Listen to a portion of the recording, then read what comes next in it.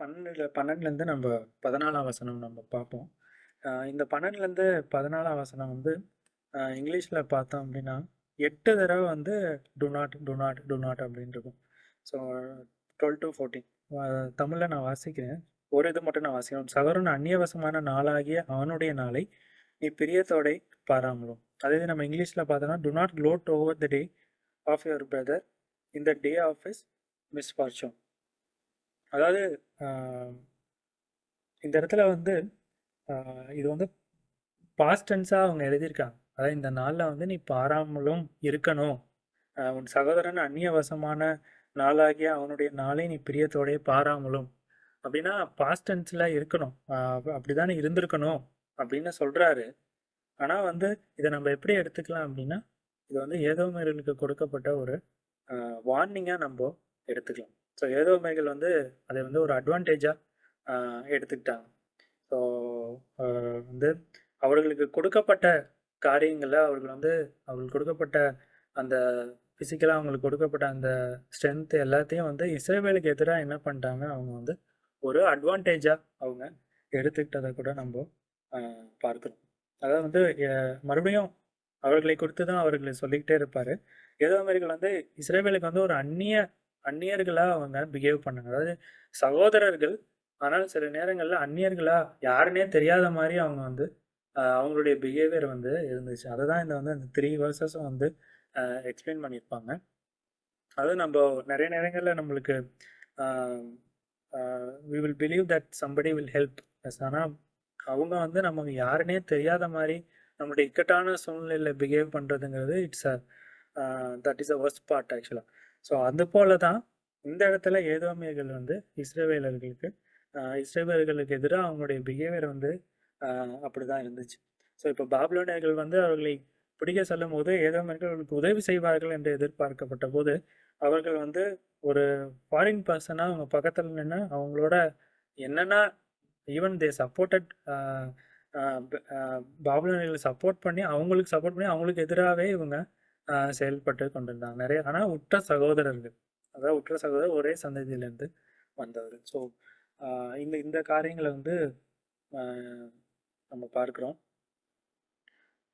So இந்த இடத்துல பார்த்தீங்கன்னா, "உன் சகோதரன்" நான் ஒரு தடவ வாசிக்கிறேன். "உன் சகோதரன் அந்நியவசனமான நாளாகிய தேவனுடைய நாளை நீ பிரியத்தோடே பாராமலும்." இத நல்லா பார்த்தீங்கன்னா, எல்லாமே பாஸ்ட் டென்ஸா இருக்கும். யூதாபுத்திரருடைய அழிவின் நாளிலே அவர்கள் நிமித்தம் சந்தோஷப்படாமலும், அவர்கள் நெருக்கப்படுகிற நாளிலே நீ பெருமையாய் பேசாமலும் இருக்க வேண்டியதாய் இருந்தது. இப்படிலாம் நீ இருந்திருக்கணும்னு உன் மேல ஒரு எக்ஸ்பெக்டேஷன்ஸ் இருந்துச்சு. ஆனா வந்து நீ அப்படியாக செயல்படவில்லை. என் ஜனத்தின் ஆபத்து நாளிலே நீ அவர்கள் வாசலுக்குள்ளே பிரவேசியாமலும், அவர்கள் ஆபத்து நாளில் அவர்கள் அனுபவிக்கிற தீங்கை நீ பிரியத்தோடே பாராமலும், அவர்கள் ஆபத்து நாளில் அவர்கள் ஆஸ்தியை கைப்போடாமலும், அவர்கள் தப்பினவர்களை சங்கரிக்கும்படி வழி சந்தைகளில் நிற்காமலும், இக்கட்டு நாளில் அவர்கள் மீதியானவர்களை காட்டிக் கொடுக்காமலும் இருக்க வேண்டியதாய் இருந்தது. இப்படிலாம் நீ இருக்க வேண்டியதாய் இருந்தது. ஆனா நீ அப்படியாக இல்ல அப்படின்னு செயல்படுற. இதுல வந்து நம்ம முக்கியமான ஒரு விஷயம் என்ன தெரிஞ்சுக்கணும் அப்படின்னா, நமக்கு எதிரானவர்களோ, இல்ல நமக்கு மனதிற்கு பிரியமானவர்களோ கீழே விழும்போது நம்ம அதுல சந்தோஷப்படாமல் இருக்க வேண்டும். ஸோ இது வந்து ரொம்ப முக்கியமான விஷயம். இத வந்து நீதிமொழிகள் 24ஆம் அதிகாரம் 17, 18ஆம் வசனம் நம்ம திருப்பி கொண்டு நம்ம வாசிக்கலாம்.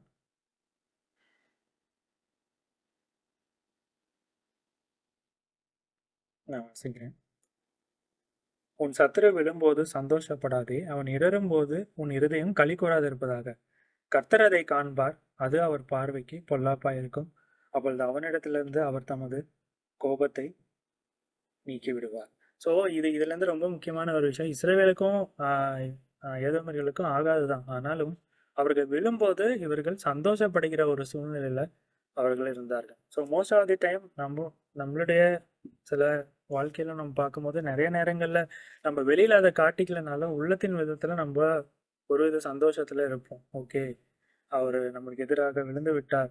நம்ம எதிர்த்தவர் கீழ விழுந்துட்டார் அப்படின்னு நம்ம கண்டிப்பா ஏதாவது ஒரு சூழ்நிலையில உள்ளத்தின் மூலியமாக நினைக்கிறதற்கான வாய்ப்புகள் நெறைய உண்டு. இதே தான் ஏதோமியர்களும் செய்தாங்க. ஆனால் இது கர்த்தருக்கு மிகவும் அருவருப்பான ஒரு காரியமா இருந்தா, அதான் ஆண்டவர் வந்து 12-14 வரைக்கும் சொல்றாரு. அதாவது ஒரே காரியம் தான். விழும்போது நீ அவனுக்கு வந்து அவனுக்கு எதிரா இருந்ததுனால நீ என்ன பண்ண? அவனுக்கு வந்து நீ அவன குறித்து நீ சந்தோஷப்பட்டு அவன் கீழே விழுவுறானே, நீ அவனு எதிர்த்தாப்புல விழுவுறவங்களுக்கு போய் நீ ஹெல்ப் பண்ணிட்டு இருந்த. ஸோ அது வந்து கர்த்தருக்கு மிகவும் பிரியமில்லாத ஒரு காரியம். நமக்கு எதிரானவர்கள் கீழே விழுந்தால் அந்த நேரத்தில் ஃபர்ஸ்ட் கேஸ் நம்மளால உதவி செய்ய முடியலைனாலும் அவர்கள் விழுந்ததை குறித்து நாம் சந்தோஷமாக எண்ணாமல் இருக்க வேண்டும். ஸோ அது வந்து ரொம்ப முக்கியமான ஒரு காரியம். அவர்கள் மீது தேவனுடைய அப்படிப்பட்ட உள்ளத்தை தேவன் அறிந்திருக்கிறார். அப்படி நம்ம நினைக்கிறோம் அப்படின்னா கடவுள் தெரியாதுன்னு நம்ம நினைக்க முடியாது. அது தேவனுக்கு நன்றாக தெரியும். அதான் ஏதோமர்கள் என்ன நினைத்தாங்க அப்படிங்கிறத ரொம்ப கிளியரா இந்த 12-14 அவர் வந்து எக்ஸ்பிளைன் பண்ணியிருக்கார். ஸோ அடுத்து நம்ம ப்ரொசீட் பண்ணலாம். இதில் வந்து நம்ம ஒரு சில காரியங்களையும் நம்ம பார்க்கலாம்.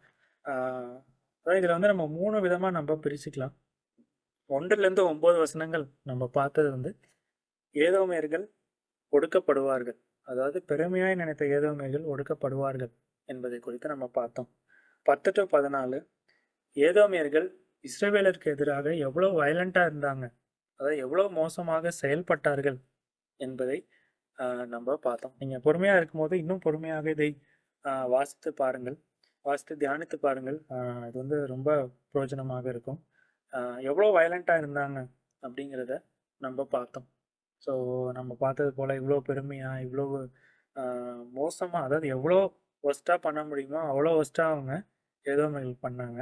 ஸோ இப்படிப்பட்ட காரியங்கள் 10-14 வசனங்கள் வந்து நம்மளுடைய வாழ்வில் இருக்கிறதா இல்லையாங்கிறத நம்ம ஒரு சில நாளில் நம்ம தனிமையில் தேவனோடு இருக்கும்போது நம்ம யோசித்து பார்ப்போம், ஜெபித்து பார்ப்போம். ஒருவேளை இருக்கும் என்றால் நம்ம அதை விட்டு வெளியே வருவது, தேவனுடைய கோபத்திலிருந்து நம்மை விலக்கி காப்பதற்கு, நம்மை ரட்சிப்பை முழுமையாக நம்மை வெளிப்படுத்துவதற்கு அது பிரயோஜனமாக இருக்கும். 1-9 வசனம் வரைக்கும் ஏதோமர்கள் எவ்வளவாய் ஒடுக்கப்பட்டார்கள், அது ஏதோமர்களை எப்படி கர்த்தர் ஒடுக்குவார் என்பதை நம்ம பார்த்தோம். அவர்களுடைய பெருமை அவர்களை எவ்வளவாய் ஒடுக்கும் என்பதையும் நம்ம பார்த்தோம். அடுத்து இப்போ 15-21 வசனம் வரைக்கும் எப்படி தேவன் இஸ்ரவேலை விடுவிக்கிறார், இஸ்ரவேலானதை எப்படி தேவனால் விடுவிக்கப்படுகிறது என்பதை குறித்து நம்ம பார்க்க போகிறோம். அதாவது 16-23. ஸோ இந்த 16-21 வரைக்கும் நம்ம பார்க்கும்போது முடிவில் இதுலேயும் இந்த தீர்க்கதரிசனத்திலையும் இந்த பகுதியிலையும் தேவன் தன்னுடைய வருகையை குறித்து தான் அவர் சொல்லி முடிக்கிறார். ஸோ நம்ம டெலிவரன்ஸ் பார்க்கலாம். சில டெலிவரன்ஸ் வந்து இதில் வந்து ஃபிசிக்கலாக தேவன் எப்படி இஸ்ரவேலை மற்ற இடங்களில் டெலிவர் பண்ணாரோ அதே போல தான் இங்கேயும் கண்டினியூ ஆகும்.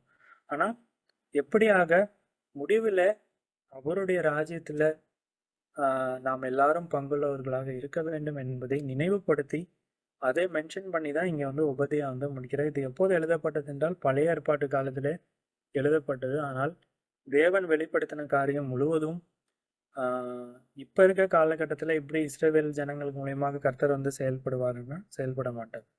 ஆனால் எந்த சூழ்நிலைகளில் நம்ம இருந்தாலும், எப்படிப்பட்ட காரியங்களை நம்ம செய்திருந்தாலும், முடிவில் அவருடைய ராஜ்யத்தில் நம்ம இருக்கிறோமா, அவருடைய ராஜ்யத்தில் போய் சேரும் நாம் இருக்க போகிறோம் என்ற விசுவாசத்தில் இருக்கிறோன்னா அதை ஃபோக்கஸ் பண்ணி நம்ம இருக்கணும் அப்படிங்கிற ஒரு ஃபோக்கஸோட இந்த உபதியாவை வந்து தேவன் வந்து முடிக்கிறார். ஸோ இதுதான் இதோடைய முக்கியமான வசனம். இந்த இதில் மற்ற காரியங்கள் இதை பற்றி நிறைய தியானித்தாலும் மிகவும் முக்கியமான வசனம் 21 வசனம் தான். நம்ம தொடர்ந்து பார்ப்போம். அதனால இது நம்ம மீதி உள்ள வசனங்களை படிக்கும்போது புதிய ஏற்பாட்டில் இயேசு கிறிஸ்து வந்து நமக்காக சிலுவையில் அறைந்து மறைத்து அடக்கம் பண்ணப்பட்டு நமக்காக உயிர்த்தெழுந்து அவரை விசுவாசிக்கும் போது அவரோடு நாம் இருப்போம் என்ற நம்பிக்கையோடு அந்த விசுவாசத்தை அடிப்படையாக கொண்டு நம்ம மீதி உள்ள வசனங்களை நம்ம பார்க்கலாம். அப்போது அது நமக்கு இப்போது இயேசு கிறிஸ்துவை விசுவாசிக்கிற நமக்கு பிரயோஜனமாக இருக்கும். நம்ம தொடர்ந்து மீதி உள்ள வசனங்களை வாசித்து நம்ம முடிக்கலாம். 15 வசனம், எல்லா ஜாதிகளுக்கும் விரோதமான நாளாகிய கர்த்தருடைய நாள் சமீபமாய் வந்திருக்கிறது. நீ செய்தபடியே உனக்கும் செய்யப்படும், உன் செய்கையின் பலன் உன் தலையின் மேல் திரும்பும். ஸோ இந்த இடத்துல கர்த்தருடைய நாள் அப்படிங்கிறது வந்து நிறைய இடத்துல நம்ம குறிப்பிடப்பட்டிருக்கு. அதாவது எந்த இடத்துல கர்த்தர் வந்து ரெஸ்டோர் பண்ணுறாரோ, இல்லை வந்து இஸ்ரவேலுக்கு வந்து அந்த கர்த்தருடைய நாள் அப்படிங்கிறது எதை குறிக்கப்படுகிறது அப்படின்னா, கர்த்தருடைய கேரக்டரும் பர்பஸும் அந்த இடத்துல நிறைவேறும் போது, கர்த்தருடைய கேரக்டரை ஃபர்ஸ்ட் கர்த்தர் யார் என்பதையும் அவருடைய பர்பஸ் நிறைவேறுவதையும் தான் இந்த கர்த்தருடைய நாள் அப்படிங்கிறது குறிக்கப்படுது. ஸோ இது வந்து நிறைய இடத்துல யூஸ் பண்ணியிருக்காங்க. உபாகமம் 31ஆம் அதிகாரம், நீங்கள் அப்புறமா வாசிச்சு பாருங்க, நான் ரெஃபரன்ஸ் மட்டும் கொடுக்குறேன். உபாகமம் 31ஆம் அதிகாரம் 16லேருந்து 19 மற்றும் 32ஆம் அதிகாரம் 35லேருந்து 38.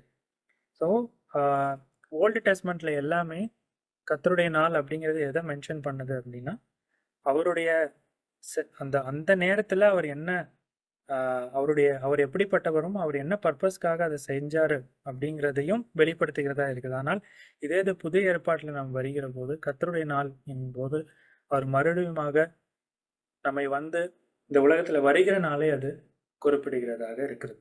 ஸோ இந்த இடத்துலையும் பார்த்தீங்க அப்படின்னா, இந்த இடத்துல பர்பஸ் வந்து பார்த்தீங்கன்னா, இஸ்ரவேலை அவர் மறுபடியுமாக தம் பக்கமாக மீட்டுக் கொள்கிறார். ஆனால் இதை நாம் எப்படி புதிய ஏற்பாட்டின் படியில் எப்படி பார்த்துக்கணும்னா, நம்ம இந்த உலகத்துல என்னதான் கடந்து போனாலும் முடிவில் அவருடைய நாளில் நம்ம அவரோடு இருப்போம் என்ற விசுவாசம் நம்மை ஒவ்வொரு நாளும் எவ்வளோ கடினமான சூழ்நிலைகளில் போனாலும் இந்த விசுவாசமே நம்மை ஒவ்வொரு நாளும் நடத்த வேண்டும். ஸோ அதுதான் வந்து கர்த்தருடைய நாள் அப்படின்னு நம்ம ஒரு இடத்துல சொல்கிறாங்க அப்படின்னா, இப்படிப்பட்ட புரிதலோடு நம்ம வாசிக்கும் போது அது இது முழுமையமாக பழைய ஏற்பாட்டு காலத்தில் எழுதப்பட்டது. இது முழுமை எல்லாமே நமக்கு அப்ளிகபிள் ஆகும்னா இயேசு கிறிஸ்து வந்ததுக்கு அப்புறம் இது ஃபுல்லாகவே நமக்கு அப்ளிகபிள் ஆகுது. ஆனால் இதிலிருந்து தேவன் என்ன சொல்ல விரும்புகிறார் என்பதை நாம புரிந்து கொள்ளணும். ஸோ அதுதான் இங்கே கொள்வேன். இதை வந்து ஏன்னா 15ஆம் வசனத்தில் இஸ்ரவேலுக்கு டெலிவரன்ஸ் தேவன் பிற்காலத்தில் கொடுப்பார் அப்படிங்கிறத 15ஆம் வசனத்தில் சொல்லப்பட்டிருக்கு. அடுத்து 16th verse பார்க்கலாம்.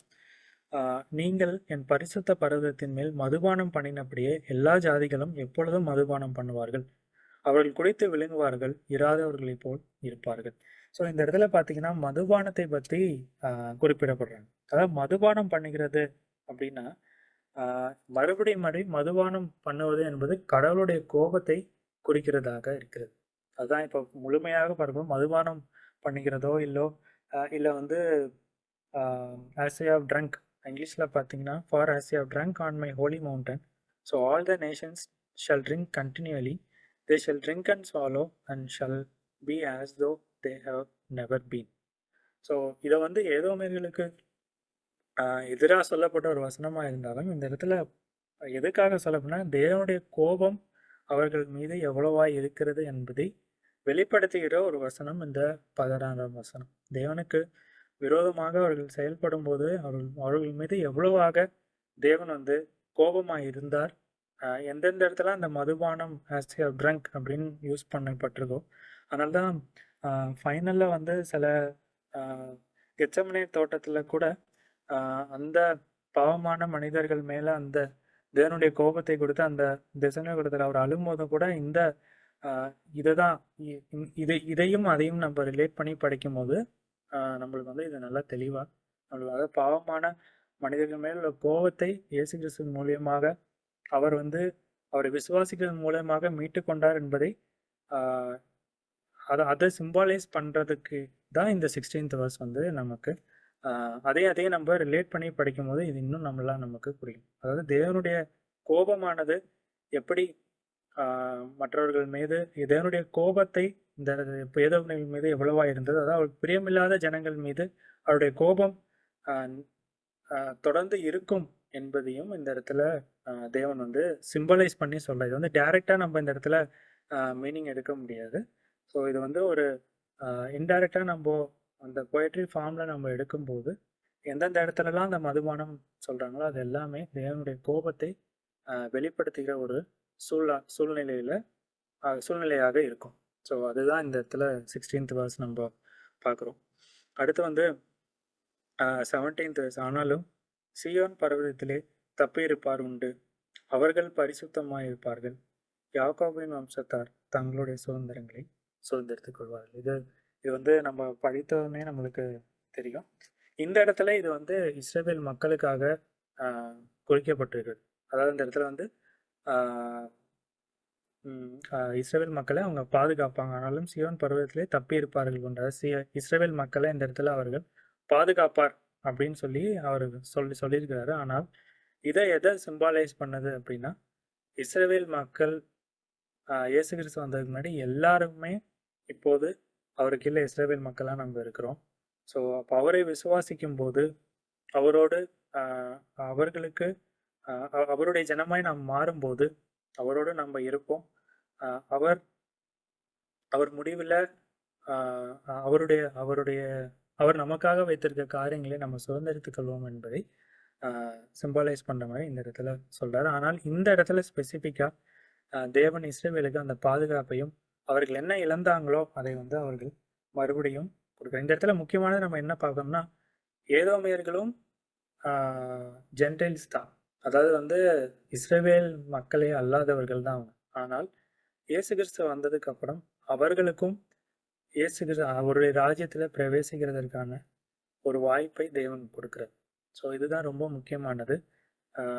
இந்த இடத்துல வந்து ஒருவேளை ஏதோமியர்கள் மீது அவர் இஸ்ரவேலுக்கு அந்த காரியங்களை மறுபடியும் நான் மீட்டு தருவேன் என்று சொன்னாலும், இயேசு கிறிஸ்து வந்ததுக்கு அப்புறம் இந்த ஏதோமியர்களை யாராக இருந்தாலும் அவருடைய ராஜ்யத்துல வர முடியும் என்பதையும் நாம் இந்த வசனங்கள் மூலியமாக புரிந்து கொள்ள முடியும். ஆனால் இந்த இடத்துல தேவன் யாக்கோபுக்கு இழந்ததை மறுபடியும் திருப்பி அவர்களிடத்துல கொடுக்குறாரு. ஆனால் திருப்பி கொடுத்தாரா இல்லையா அப்படிங்கிற பிப்ளிக்கல் எவிடன்ஸ் பைபிளில் கிடையாது.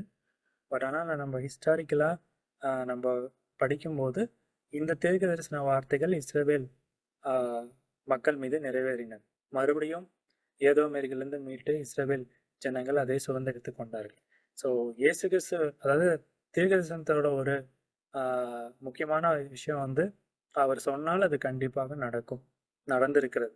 ஸோ இது வந்து நம்ம இந்த மாதிரியான சொல்கிற காரியங்கள் இப்போ சொல்கிறதையும் நம்ம முன்னாடி சொல்கிறதையும், ஏன்னா இந்த காலகட்டத்தில் இதுவும் ரொம்ப முக்கியம். நிறைய பேர் நிறைய சொல்கிறாங்க, ஆனால் அதெல்லாம் தீர்க்க தரிசனங்கள்னு சொல்கிறாங்க. பட் ஆனால் தேவன் சொல்லுகிற காரியங்கள் இப்படிப்பட்ட ஒரு விதத்தில் தேவன் தீர்க்க தரிசனம் சொல்லுகிறார். இந்த மாதிரியெல்லாம் நடக்கணும் அப்படின்னு சொல்கிறார். அவர் சொல்லுகிற வார்த்தைகள் முதலாவது கோபத்தையும் வார்னிங்கா எல்லாம் சொல்லி தான் தேவன் சொல்லுகிறார். இதுதான் தேவன் சொல்லுகிற ஒரு விஷன், ஒரு தீர்க்க தரிசனம். இதை நம்ம இந்த காலகட்டத்தோடு நம்ம கம்பேர் பண்ணும்போது அது உண்மையா இல்லையாங்கிறத நம்ம ஆராய்ந்து பார்க்கணும். ஸோ அடுத்து வந்து 18ஆம் வசனம் வந்து இஸ்ரேலை வந்து மறுபடியும் வந்து ரீயூனைட் பண்றாரு. யாக்கோபு வம்சத்தார் அக்னியும் யோசேப்பின் வம்சத்தார் அக்னியும் ஜுவாலையுமா இருப்பார்கள். காட் வந்து மறுபடியும் அவங்க இழந்ததை வந்து அவங்க ரீஸ்டோர் பண்றாரு. அவர்கள் இவர்களை கொளுத்தி ஏசாவின் வம்சத்திலே மீதியா இராதபடிக்கு இவர்களை பட்சிப்பார், கர்த்தர் இதை சொன்னார். ஸோ மறுபடியும் வந்து இஸ்ரவேலுக்கு அவர் என்னென்ன இழந்தாங்களோ அதை மறுபடியும் அவர் தருகிறார்.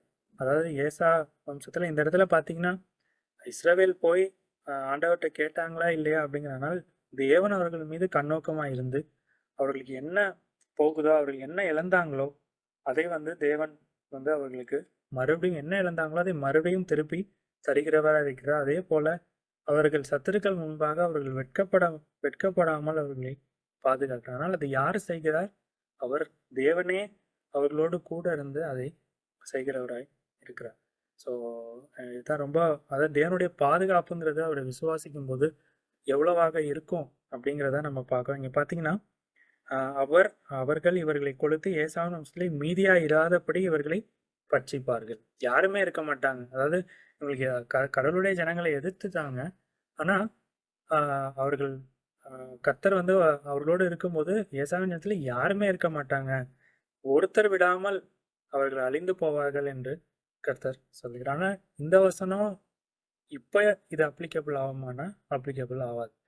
ஸோ இப்படிப்பட்ட காலத்தில் கர்த்தர் அதை செய்வார்.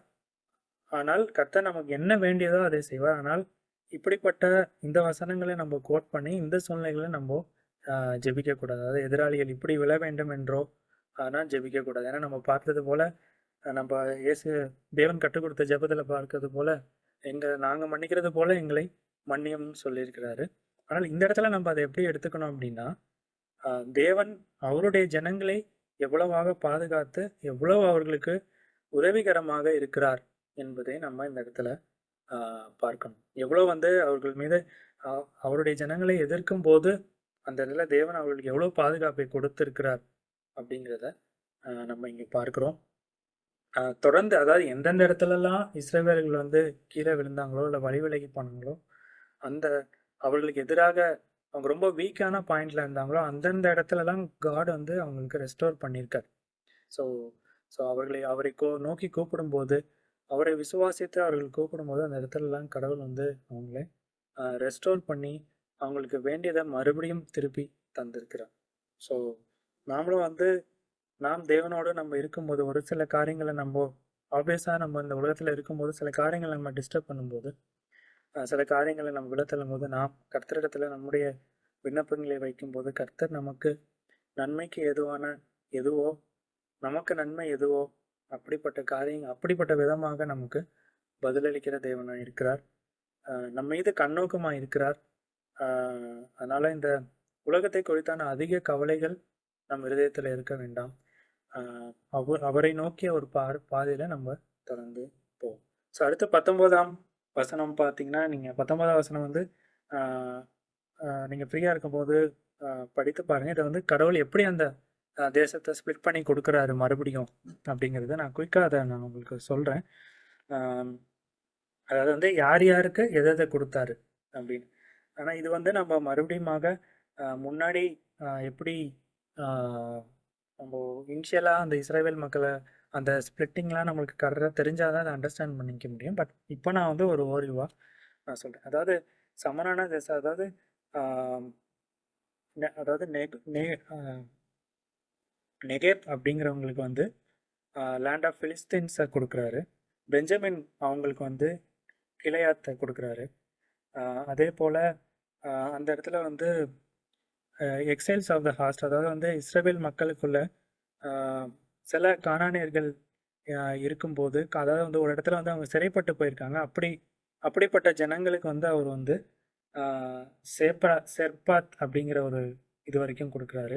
அதே போல் எக்ஸைல்ஸ் ஆஃப் ஜெருசலேமுக்கு சிட்டிஸ் ஆஃப் நாகேபை கொடுக்குறாரு. அதே போல் இந்த இந்த இந்த ஸ்பிளிட்டிங் ஆஃப் லேண்ட் இதுலேயுமே நம்ம பார்க்கும்போது இந்த ஸ்பிளிட்டிங் ஆஃப் லேண்ட் ஒவ்வொன்றும் அவர் கொடுக்கும்போது புதிய அதாவது இயேசு கிறிஸ்து வரும்போது இதுவும் வந்து அதை தான் நம்ம சிம்பாலைஸ் பண்ணுது. இயேசு கிறிஸ்து வரும்போது அவர் எப்படியாக நமக்கு ஆயத்தம் பண்ணப்பட்டிருக்கிற காரியங்களை நமக்கு எப்படியாக நமக்கு ஆயத்தம் பண்ணி வச்சிருக்கிறார் அப்படிங்கிறத இது கொடுக்கப்படுது. மற்றும் இதில் பார்த்தீங்க அப்படின்னா அவர் எதிர்த்துட்டாங்க, இவங்க மறுபடியும் போயிட்டாங்க, இதெல்லாம் ஜெயிச்சிட்டாங்க. ஆனாலும் அந்த முழுமையுமாக தேவன் இஸ்ரவேல் மக்கள் மீது கண்ணோக்கமாக இருக்கிறார். அவ்வளோ கேர்ஃபுல்லாக தேவன் பார்த்துக்கிறாரு. இவங்களுக்கு இதை லாஸ் பண்ணவங்களுக்கு இந்த பகுதியை இவங்க ஆள்வாங்க அப்படிங்கிறதையும் தேவன் முழுமையுமாக அந்த ஓனர்ஷிப் எடுத்து அவர்களை வழிநடத்துறத நம்ம பார்க்கிறோம். ஸோ முழுமையுமாகவே இஸ்ரவேல் ஜனங்களை இப்போ இந்த இடம் அப்படியே கொடுத்துட்டு அவர் போயிருக்கலாம். ஆனால் இந்த பர்டிகுலர் ஏரியாவை இவங்க ரூல் பண்ணுவாங்க, இந்த பர்டிகுலர் ஏரியா இவங்களுக்கு அப்படிங்கிற ஸ்பிளிட்டப் கூட தேவன் வந்து நமக்கு கொடுக்குறாரு. ஸோ இதில் வந்து நம்ம ஒரே ஒரு வசனத்தை மாத்திரம் நம்ம வாசிக்கலாம். எபிரேயர், அதாவது இந்த ஸ்பிளிட்டப் வந்து இங்கே வந்து இந்த ஃபிசிக்கலாக இந்த கண்ட்ரியாக அவர் ஸ்பிளிட்டப் பண்ணி கொடுக்குறாரு. ஆனால் இது வந்து எதை சிம்பலைஸ் பண்ணது அப்படின்னா, நான் இயேசு கிறிஸ்து மறுபடியும் வரும்போது நமக்காக ஆயத்தம் பண்ணப்பட்டிருக்கிற காரியங்களை வந்து இதை குறிக்குது ஆக்சுவலாக. ஸோ எபிரேயர் 11ஆம் அதிகாரம் 11லேருந்து 16ஆம் வசனம்.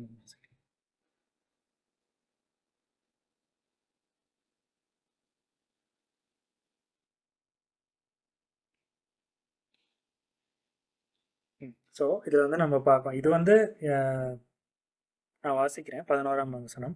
விசுவாசினால் சாராலும் வாக்குத்தத்தம் பண்ணினவர் உண்மையுள்ளவரின்றி கற்பந்தரிக்க பலன் அடைந்து வயது சென்றவளாயிருந்தும் பிள்ளை பெற்றார். ஆனபடினால் சரீரம் செத்தவள் என்று எண்ணத்தகும் ஒருவனாலே வானத்தில் உள்ள பெருக்கமான நட்சத்திரங்களைப் போலவும் கடற்கழிவில் எண்ணிறந்த மணலைப் போலவும் மிகுந்த ஜனங்கள் பிறந்தார்கள். இவர்கள் எல்லாரும் வாக்குத்தத்தம் பண்ணப்பட்டவைகளை அடையாமல் தூரத்திலே அவைகளை கண்டு நம்பி அணைத்து கொண்டு பூமியின் மேல் தாங்கள் அந்நியரும் பரதேசிகளும் என்று அறிக்கையிட்டு விசுவாசத்தோட மறித்தார்கள். இப்படி அறிக்கையிடுகிறவர்கள் சுயதேசத்தை நாடி போகிறோம் என்று தெரியப்படுத்துகிறார்கள். தாங்கள் விட்டு வந்த தேசத்தை நினைத்தார்களானால் அதற்கு திரும்பி போவதற்கு அவர்களுக்கு சமயம் கிடைத்திருக்குமே. 16ஆம் வசனம், அதையல்ல, அதிலும் மேன்மையான பரம தேசத்தையே விரும்பினார்கள். ஆகையால் தேவன் அவர்களுடைய தேவன் எனப்பட வெட்கப்படுகிறதில்லை, அவர்களுக்கு ஒரு நகரத்தை ஆயத்தம் பண்ணினாரு. ஸோ இது வந்து எதை சிம்பாலைஸ் பண்ணுது அப்படின்னா, இந்த இடத்துல தேவன் இஸ்ரேல் பிசிக்கலாக ஸ்பிளிட்டப் பண்ணி கொடுக்குறாரு. ஆனால் இது வந்து நமக்காக நாம் முடிவில் அவரோடு நாம் இருக்கும்போது நமக்காக ஒரு இடத்தை அவர் ஆயத்தப்படுத்தி வைத்திருக்கிறார். அதை சுதந்திரிப்பதற்கு நம்ம இல்லாமல் ஆயத்தமாக இருக்க வேண்டும் என்பதை இது குறிக்கிறது. கடைசியாக முக்கியமான ஒரு வசனம், இது எல்லாமே கடைசியான ஒரு வசனத்தை நம்ம பார்க்கலாம். இதுதான் ரொம்ப முக்கியமான வசனம். ஏசாவின் பர்வதத்தை நியாயத்திருப்பதற்காக இரட்சகர்கள் சீயோன் பர்வதத்தில் வந்தேறுவார்கள், அப்பொழுது ராஜ்யம் கர்த்தருடையதாய் இருக்கும். இது ஏசாவின் பர்வதத்தை நியாயத்திற்காக இரட்சகர்கள் அப்படிங்கும்போது மினிஸ்டர்ஸ் ஆஃப் காட், அதாவது கடவுளை சொல்வதற்காக, கடவுளை வெளிப்படுத்துவதற்காக, கடவுள் யார் என்று சொல்லப்படுவதற்காக வருகிறவர்கள் தான் இரட்சகர்கள். அவர்கள் எல்லாரும், கடவுளை விசுவாசிக்கிற எல்லாரும் சீயோன் பர்வதத்தில் வந்தேறுவார்கள், அப்பொழுது ராஜ்யம் கர்த்தருடையதாக இருக்கும். முடிவில் இந்த உலகம் முடிகிற நாளில், அந்த நாள் அன்னையிலேருந்து முழு ராஜ்யமும் கர்த்தரிடத்துல செல்லும். ஸோ இது ஃபுல்லாகவே வித்தியாசமாக இருந்தாலும் இந்த 21ஆம் வசனம் ஒரு தனித்துவமான ஒரு வசனமாய் உபதையா வந்து கொண்டு வந்து முடிக்கிறார். ஸோ இதுலேருந்து நமக்கு வந்து ரொம்ப கிளியராக நம்ம தெரிஞ்சுக்கணும், இந்த ஃபிசிக்கலாக நீங்கள் என்ன இங்கே பண்ணாலும், இதில் பெருமையாக இருக்கலாம், எல்லாத்துக்கும் எதிர்த்து நிற்கலாம், என்ன வேணாலும் நீங்கள் பண்ணுங்க, ஆனால் முடிவில் ராஜ்யம் கர்த்தருடையதாக இருக்கும். ஸோ இந்த நினைவு, இது வந்து பழைய ஏற்பாட்டு காலத்தில் எழுதினாலும் மிகவும் தெளிவாக உபதையா வந்து குறிப்பிடுகிறார். முடிவில் கர்த்தர் அரசால போகிறார், அவரோடு நாம் இருப்பது தான் ஃபோக்கஸ். அந்த ஃபோக்கஸில் தான் இப்போ ஜான் 3:16 சொல்லப்பட்டது போல்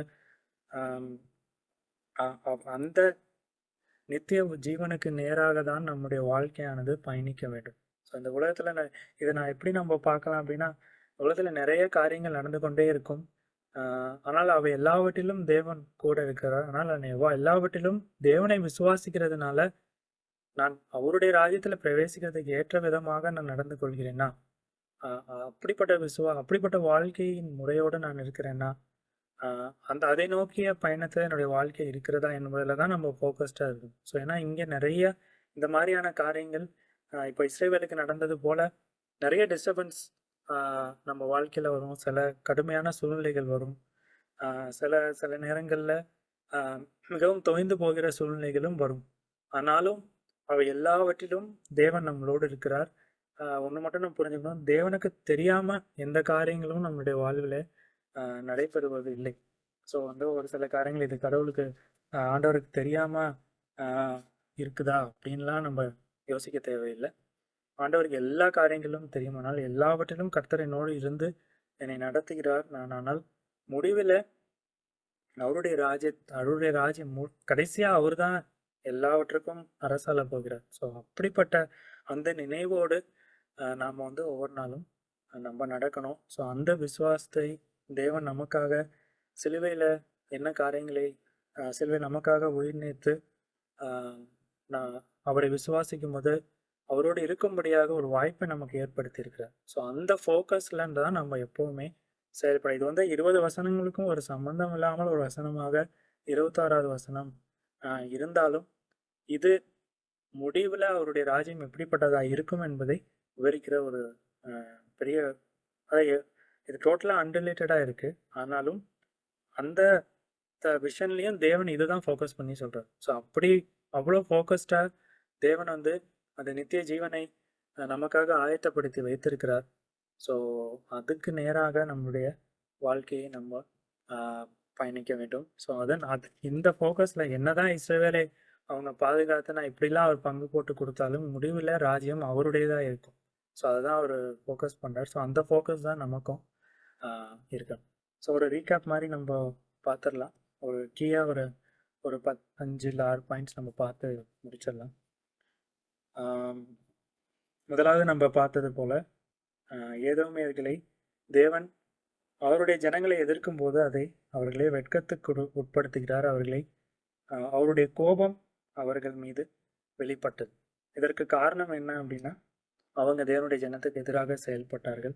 இரண்டாவது காரியம், அவர்கள் தங்க இருந்த பிசிக்கலா இருந்த காரியங்களை வந்து அவங்க ரொம்ப செக்யூர்டா ஃபீல் பண்ணி அதை மேல தன்னுடைய நம்பிக்கையை வச்சாங்க. ஸோ அதுவே அவர்களுக்கு எதிராக இருந்து அப்படி வச்சதுனால அவர்கள் அடுத்த பாவமாகிய அவருடைய உற்ற சகோதரர்களுக்கு எதிராகவே அவர்கள் செயல்பட்டார்கள். இதுல இருந்து இன்னொரு காரியம் நம்ம கற்றுக்கலாம். என்ன ஹியூமன் எஃபர்ட்லும் கடவுளுக்கு எதிராக இருக்கும்போது அந்த இடத்துல வந்து நம்ம ஒரு தோல்வியை பார்க்கறதற்கான அதிக வாய்ப்புகள் உண்டு. அதை கர்த்தர் விரும்புவதில்லை. அவ்வளோ கர்த்தரை சார்ந்து நம்ம செயல்படாத போது அந்த காரியங்களை கர்த்தர் விரும்புவதாக கர்த்தர் அதை விரும்புவதில்லை என்பதை நம்ம புரிந்து கொள்ளணும். கடவுள் திருப்பி இப்போ இஸ்ரவேலுக்கு வந்து மறுபடியும் எப்படி அதை கொடுத்தாரோ அது வந்து மிகவும் நேர்த்தியாக சரியான முறையில் அவருடைய பார்வையின்படி சரியான முறையில் இஸ்ரவேலுக்கு மறுபடியும் திருப்பி கொடுத்தார். அதாவது God's justice is very strict and fair. அதாவது ஏனோ தானானும் கொடுக்கல, மிகவும் நேர்த்தியான முறையில் ஏதோமியர்களுக்கும் எதிராக அவர் சில காரியங்களை நிறைய ஏதோமியர்கள் ஒன்றுமில்லாமல் போவார்கள் என்பதையும் அவர் சொன்னார். இஸ்ரவேலுக்கு வேண்டிய காரியங்களையும் அவர் நேர்த்தியாக அவர்களுக்கு கொடுத்தார். ஸோ அதே போல மறுபடியும் இணைக்கப்பட்ட இஸ்ரவேல் வந்து கடவுளுடைய ஒரு விடுதலையை அது கண்டிப்பாக அவர்கள் கர்த்தரை அந்த இடத்துல நினைத்திருப்பார்கள். மறுபடியும் இஸ்ரவேல் மக்கள் அந்த இழந்த காரியங்களை மறுபடியும் அவர்கள் மறுபடியும் அனுபவிக்கும் போது அந்த தேவனுடைய விடுதலையை அவர்கள் உணர்ந்திருந்தார்கள். மறுபடியும் ஃபியூச்சரில் வந்து தேவன் வந்து அவருடைய ராஜ்யத்தை இந்த உலகத்தில் ஸ்தாபிப்பார். நாம் எல்லாரும் நித்திய ஜீவனுக்குள்ள அவரோடு நம்ம இருக்க போகிறோம். இந்த வசனமானது இப்படிப்பட்ட ஒரு அவுட்லைனில் வந்தாலும் முடிவில் அவரோடு நம்ம இருக்கிறோம் என்பதை நினைவுபடுத்தி இந்த அருமையான இந்த 21 வசனங்கள் வந்து முடிகிறது. ஸோ ஒருவேளை சின்ன அதிகாரமாக இருந்தாலும், ஒருவேளை சின்ன ஒரு புக்காக இருந்தாலும், இது வந்து நமக்கு சொல்லி தருகின்ற காரியங்கள் வந்து நிறைய காரியங்கள். நம்மளும் எப்படி இருக்கக்கூடாது, ஏதோமைகள் போல நம்ம ஏதாவது சில அப்ளிகேஷன்ஸ் வந்து நம்ம ஏதோமைகள் போல நம்ம கண்டிப்பாக இருக்கக்கூடாது. இஸ்ரவேல் அவரை நம்ம விசுவாசிக்கும் போது எவ்வளவு அவர் கரிசனையாக இருக்கிறார் என்ற விசுவாசம் நமக்கு இருக்கும். அந்த விசுவாசம் தான் நம்ம இந்த உலகத்தில் இப்போ ஏதோமைகள் போல நம்முடைய வாழ்விலையும் நிறைய பேர் சில காரியங்கள் நமக்கு எதிராக இருந்தாலும், சில காரியங்கள் நமக்கு வந்து ரொம்ப டிஸ்டர்பிங்காக இருந்தாலும் கர்த்தர் நம்மோடு இருக்கிறார், ஒவ்வொரு நிமிடமும் இருந்து நம்மை வழிநடத்துகிறார் என்ற விசுவாசமே முடிவு வரைக்கும் நம்ம அந்த அவரோடு நம்ம இருப்பதற்கு, அந்த புரிந்து கொள்ளுதல் அவரோடு நம்ம முடிவு வரைக்கும் இருப்பதற்கு அது நமக்கு உதவி செய்யும். கர்த்தர் சரியான நேரத்தில் நியாயம் தீர்ப்பார் என்பதையும் நம்ம இதிலேருந்து கற்றுக்கணும். எந்த நேரம் வருகிறதோ சரியான நேரத்தில் இஸ்ரவேலுக்கு அந்த பாதுகாப்பை கொடுத்தார். தேவனை இந்த இடத்துல பார்த்தீங்கன்னா ஃபிசிக்கலாக வந்து அவங்க டெலிவரன்ஸை பார்த்தாங்க. நம்மளுடைய வாழ்க்கையில் இயேசு கிறிஸ்துவை விசுவாசிக்கும் போது நம்மளுடைய பாவ வாழ்க்கையிலேருந்து விடுதலையாகி அவருடைய ராஜ்யத்தில் பங்குள்ளவர்கள் ஆகும்படி தேவன் நம்மளை டெலிவர் பண்ணுறார். ஸோ இந்த காரியங்கள் நம்மளுடைய வாழ்க்கையில் நம்ம மறுபடியுமாக நீங்கள் உங்கள் ஃப்ரீ டைமில் ஒரு தடவை வாசித்து பாருங்கள். கண்டிப்பாக இது நமக்கு பிரயோஜனம் உள்ளதாய் இருக்கும். ஸோ இது நாம் எப்போதும் அவருடைய ராஜ்யத்தில் பிரவேசிக்க போகிறோம் என்ற நம்பிக்கையின் விசுவாசத்தின் அடிப்படையில் தான் நம்மளுடைய ஃபுல் லைஃப்பும் ஃபோக்கஸ்டாக இருக்கணும். ஸோ வேறு காரியங்களை நம்ம டிவியேட் ஆனோம் அப்படின்னா நம்மளும் டிவியேட் ஆகி அப்படியே மற்ற உலகத்தாரை போல் நம்ம ஆயிடுவோம். கஷ்டங்கள் வரும், கடினங்கள் வரும், ஆனாலும் அதிலும் தேவனோடு இருக்கிறார் என்ற திடமான நம்பிக்கையோடு நம்ம முடிவு வரை அந்த ரட்சிப்பை காத்து கொண்டு நம்ம இஸ்ரவேலை எப்படி அவர் விடுதலையாக்கினாரோ அதே போல இயேசு கிறிஸ்து மூலியமாக நம்மையும் அவர் விடுதலையாக்கி இருக்கிறார். அந்த விசுவாசத்தோடு நம்மளுடைய ராஜ்யத்தில் எல்லாரும் பங்குள்ளவர்களாக இருப்போம். நாம் இருப்பதற்கு ஏற்ற ஒரு வாழ்க்கையை நாம் ஜெபிக்கலாம். எங்களை நேசிக்கிற நல்ல தகப்பனே, இந்த நல்ல வேலை கொடுத்துருக்காக நன்றி செலுத்துகிறோம். நம்முடைய வார்த்தையும் பார்க்க முடியாத தேவன், உபதேச புஸ்தகத்தை பார்க்க முடியாத தேவன் கொடுத்த நல்ல வாய்ப்பிற்காக நன்றி செலுத்துகிறோம். ஆண்டவரே, நாங்கள் இந்த வார்த்தையில் வாசித்தது போல எங்களுடைய வாழ்க்கையை நாங்கள் ஆராய்ந்து பார்க்கிறோம். ஏதோமேர்கள் போல என்னுடைய வாழ்க்கையிலே நாங்கள் பெருமிழவர்களாய் இருக்கிறோமா? எங்களுடைய ஃபிசிக்கல் மீன்ஸை இந்த உலகத்தில் நீர் எங்களுக்கு கொடுத்த காரியங்களில் எங்கள் ஃபோக்கஸ் இருக்கிறதா? அல்லது நாங்கள் எங்களுடைய ஸ்ட்ரென்த்தாக நாங்கள் உங்களை பார்க்குறோமா என்பதை நாங்கள் எங்கள் வாழ்க்கையில் ஆராய்ந்து பார்க்க தேவன் கிருபை தாங்க.